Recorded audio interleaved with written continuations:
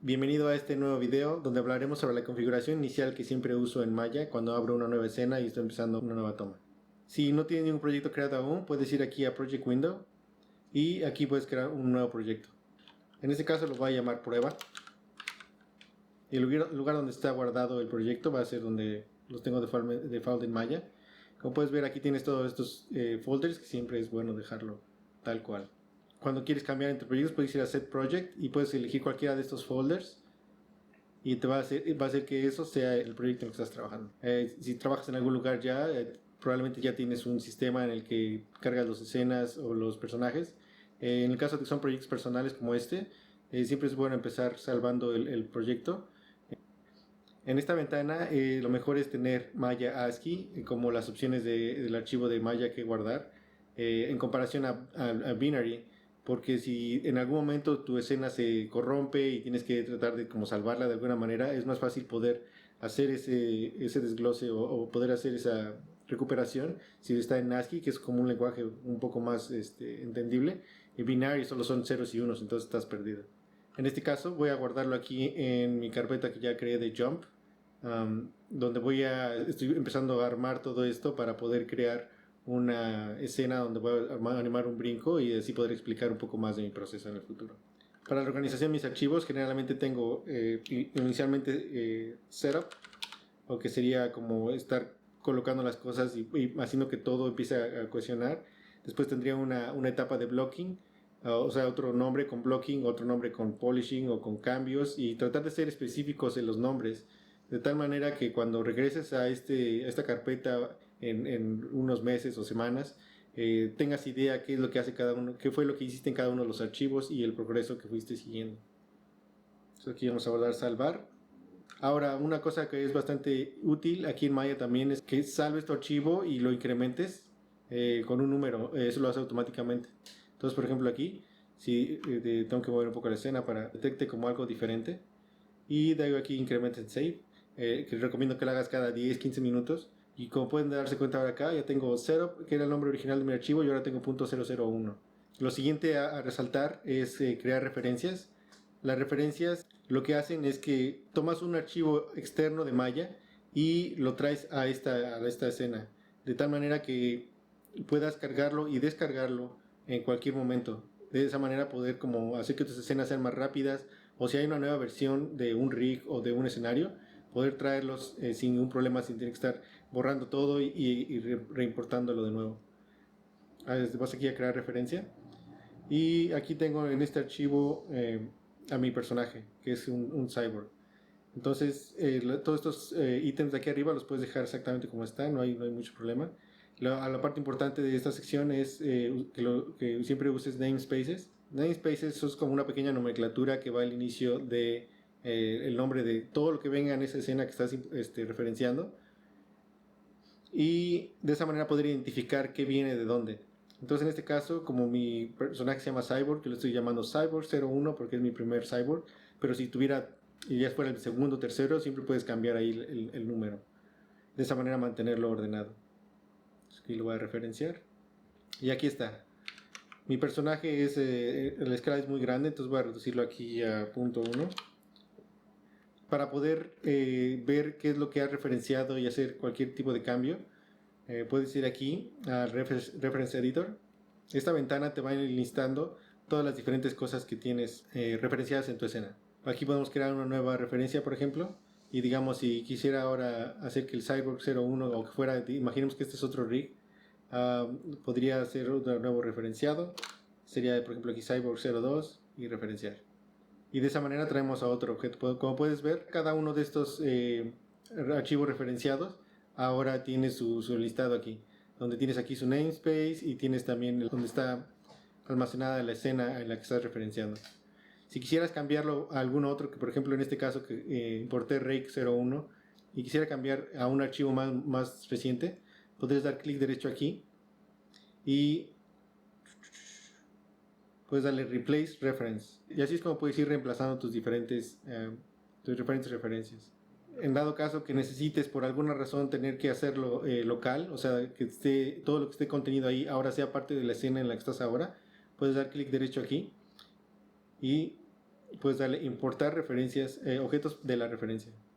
Cuando está referenciado, el objeto tiene este pequeño diamante y también se crea un selection set con las cosas que venían dentro de ese archivo.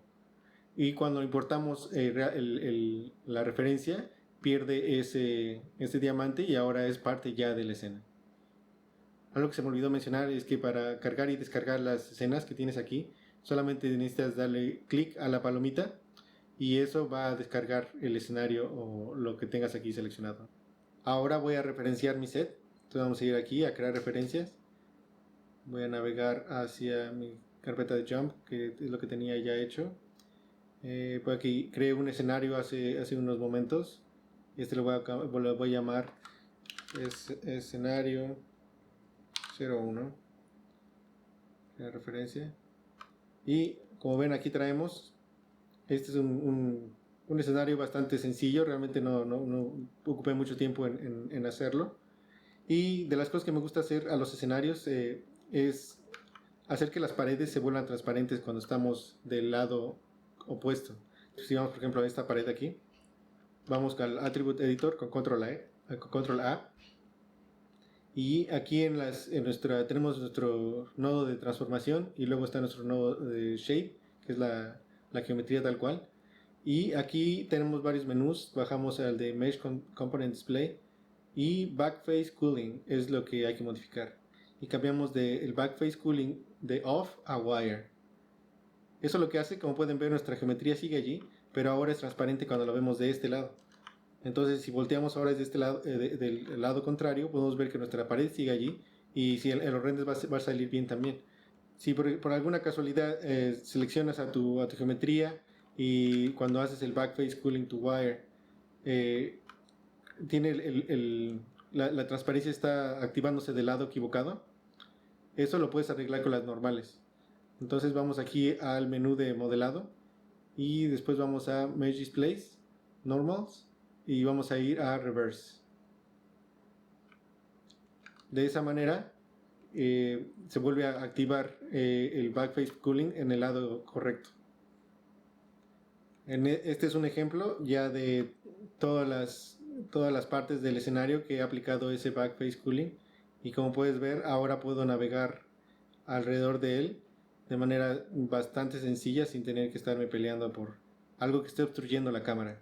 En este caso el escenario es bastante sencillo, solo tengo algunos polígonos, pero llega el momento donde estás trabajando en una producción o que tienes algún environment, algún set que tiene muchísimos millones de polígonos. A veces eso hace tu escena muy lenta y muchas veces lo que yo hago es seleccionar solamente las secciones donde mi personaje está teniendo interacción o lo que realmente me preocupa como tener algo tangible y que sea como mucho más pequeño, y generalmente duplico la geometría, la saco porque generalmente viene en una referencia, la duplico, la desemparento de su padre original, puedo hacer un grupo también de él. Entonces cuando llega el momento puedo referenciar o descargar mi referencia del escenario y me queda solamente la sección del escenario que yo considere que es como importante. Cuando duplicas partes del set así como lo estoy haciendo yo, es preferible también agregar a esta nueva geometría que es prácticamente tuya, agregar un material favorito, generalmente un Lambert funciona bastante bien, de tal manera que cuando descargues tu escena que está referenciada, tus objetos no se vuelvan totalmente verdes y luego es muy difícil regresarlo a un color más natural. Es momento de traer una cámara. Es igual si estuvieras en una producción, probablemente la cámara ya alguien más te la daría, probablemente el layout. Pero en este caso vamos a crear nuestra propia cámara. Vamos a ir a cámara, vamos a las opciones y en este caso solamente voy a revisar que focal length esté en 50. Eso quiere decir que ese es el lente virtual que estoy usando en la cámara. 50 milímetros generalmente es como algo bastante neutral. Aquí voy a crear esta cámara. Ya lo tengo aquí en el centro.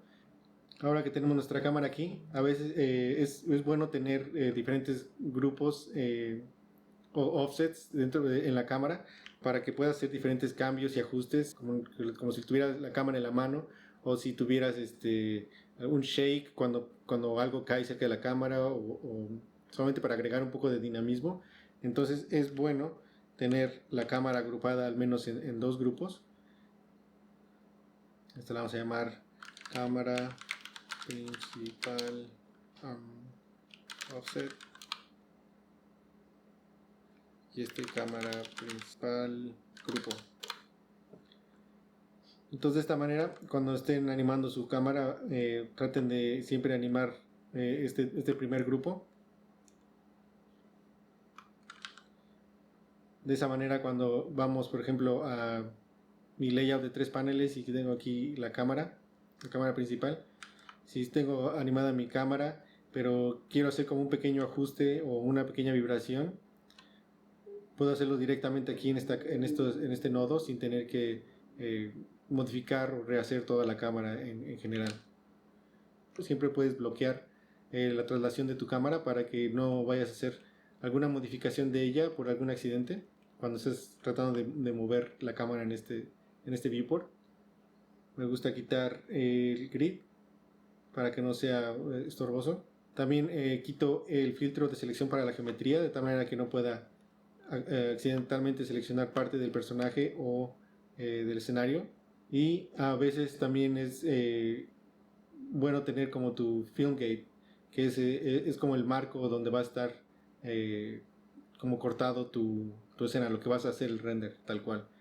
En este caso voy a cambiar mis settings de render para que este refleje más el producto final o el render final que voy a hacer. Entonces me gusta hacerlo, voy a hacerlo en Full HD en 1080, 1920 por 1080, y ahora este recuadro representa exactamente esa resolución, lo que me va a ayudar a componer y hacer que mi animación se vea bien hacia la cámara. No hay que olvidar que cuando vaya a hacer un render o un playblast de esta cámara, es importante quitar este recuadro. También, ya que tengo la cámara puesta en su lugar, siempre puedes traer referencias para poder ir comparando contra algo en lo que estés basando tu animación. En este caso se llaman image planes. Para crear uno en tu cámara, vas al menú del panel donde está tu cámara colocada. En este caso es mi cámara principal. Vas aquí a menú, image plane, y generalmente quieres importar películas, porque generalmente es lo que estás tratando de referenciar. Y es importante saber que para que funcione en Maya, bueno, dependiendo aquí lo que estamos viendo en la página de Autodesk, si eres para Windows, Mac o Linux, tienes en general siempre es QuickTime. En Windows puedes tener un AVI. Cuando descargué este video, lo puse en un programa como DaVinci Resolve, donde puedo poner cuántos cuadros por segundo quiero que sea mi video al final, y lo exporté. Y creé dos versiones diferentes. Una que tengo el archivo, como puedes ver el tamaño. Tengo el archivo normal en 1980 por 720, y tengo uno que es a la mitad de la resolución para que Maya pueda correr un poco más rápido. Voy a importar este. Si no ves tu referencia luego puesta, probablemente es porque tienes apagado este Image Planes. Si vamos aquí al menú de la derecha o al Attribute Editor, tenemos que es una película, tenemos el lugar donde está almacenada esa película. Déjame mostrar aquí. Solamente Image Planes,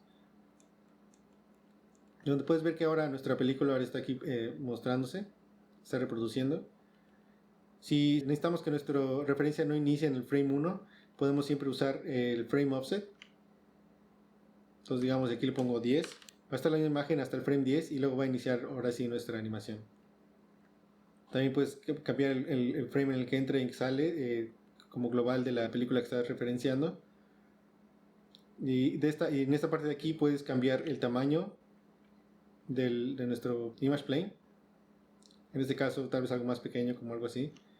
Y pues con el offset, esto lo estoy haciendo con la modificación de estos números con control, manteniendo presionando control y el clic de izquierdo. Entonces de esa manera puedes colocarlo en alguna esquina que te sea como sencillo de ver. Si quisieras que solamente se mostrara en una de las cámaras, puedes cambiar estas opciones de aquí, en vez de que sean todas las vistas, que sea solamente en la cámara que se creó el image plane. Si necesitas seleccionarlo, puedes ir aquí al outliner y a display shapes, y puedes ver que cuando abres ahora la cámara, tienes ahora aquí el image plane también. Entonces siempre puedes regresar y apagar los shapes. Perfecto. Y ahora el último tip. Cuando estamos animando a nuestro personaje en el escenario, en este caso, por ejemplo, digamos que voy a hacer que mi personaje brinque las escaleras, entonces va a ser un movimiento bastante lineal, ¿no?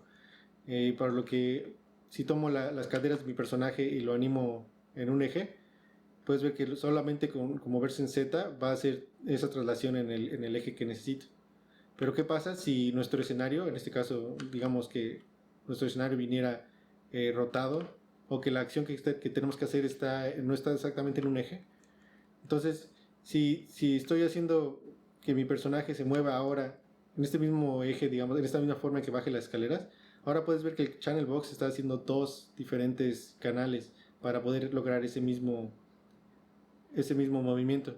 Entonces eso va a hacer que se complique mucho cuando estés haciendo la limpieza de tu animación o simplemente cuando estés revisando las curvas. Lo que recomiendo es ir a uno de los nodos o controles superiores de tu personaje y rotarlo de manera como general, en el sentido en el que el eje, cuando lo tienes como en el axis al objeto, cuando selecciones a tus controles, ahora déjame regresar esto acá, cuando selecciones a tus controles, de nuevo, aunque esté el escenario rotado, vas a ver que van a seguir en un solo de los ejes, en uno solo de los valores de aquí. Muchas veces cuando tienes personas que están corriendo y luego hacen una curva o cambian de dirección, generalmente lo que yo hago es ver cuál es la sección de la animación que va a tener la mayor parte del tiempo la animación en un eje, y ese tenerlo para alinearlo al movimiento. Estos son algunos de los tips que tengo para cuando estás iniciando una nueva escena y cómo ir configurando las cosas. Espero que te sea de utilidad. Nos vemos en el siguiente video.